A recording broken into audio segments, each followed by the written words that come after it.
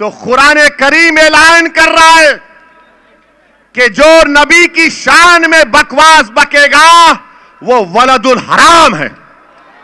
Hello दोस्तों, स्वागत है आपका हमारे चैनल NH एजेंसी में। यति नरसिंहानंद की गुस्ताखी करने के बाद एक मुस्लिम सांसदों के बयान सामने आ रहे हैं। हर कोई गिरफ्तारी करने की मांग कर रहा है और कड़ी से कड़ी कार्रवाई करने की मांग कर रहा है, लेकिन अभी तक उस पर कोई भी कार्रवाई नहीं हुई है।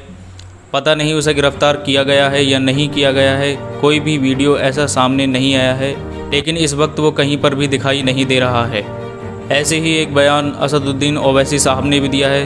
बहुत अच्छा, बहुत ही धमाकेदार बयान है। आइए देखते हैं इस वीडियो को। तो कुरान करीम ऐलान कर रहा है कि जो नबी की शान में बकवास बकेगा वो वलदुल हराम है, वो वलदुल हराम है। इसीलिए ये लोग अपनी गंदी जबान से गंदी बकवास को बोलते हैं। जिसको अल्लाह ने रहमतुल आलमीन बनाकर भिजाया, अल्लाह ने जिसको मुबश्शिर कहा, बशीर कहा, अरे आसमान पर थूकने से आसमान पर थूक नहीं जाता, थूकने वाले के चेहरे पर थूक गिरता है। हम मोहम्मद सल्लल्लाहु अलैहि वसल्लम के उम्मती हैं।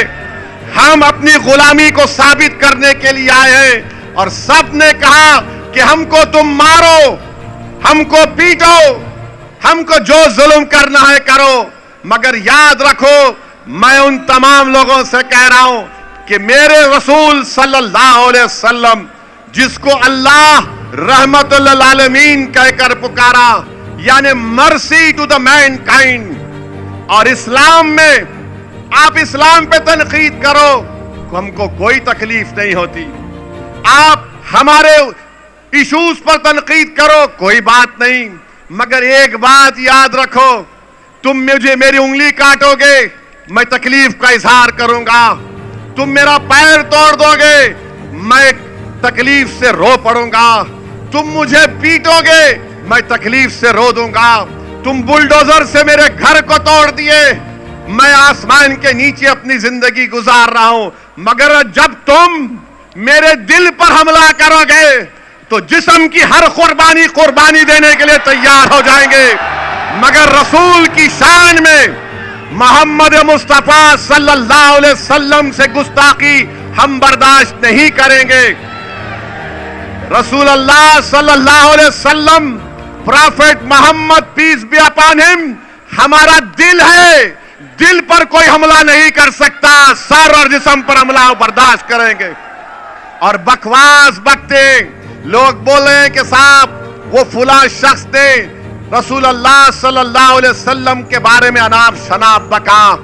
मैं आपसे कह रहा हूं कि जिसको अल्लाह ने रहमतुल आलमीन बनाकर भिजाया, अल्लाह ने जिसको मुबश्शिर कहा, बशीर कहा, अरे आसमान पर थूकने से आसमान पर थूक नहीं जाता, थूकने वाले के चेहरे पर थूक गिरता है।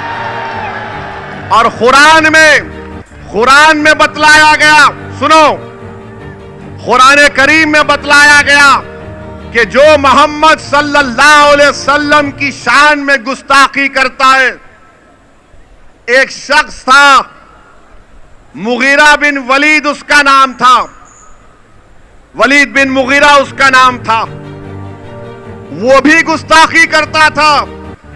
तो कुरान करीम ऐलान कर रहा है कि जो नबी की शान में बकवास बकेगा वो वलदुल हराम है, वो वलदुल हराम है। इसीलिए ये लोग अपनी गंदी जबान से गंदी बकवास को बोलते हैं। अरे तुम बोल रहे हो तो याद रखो कानून तो सबके लिए है ना। आप जब बोल चुके तो क्या महाराष्ट्र के मुख्यमंत्री को यह जेब देता है कि एकनाथ शिंदे उसका साथ दें?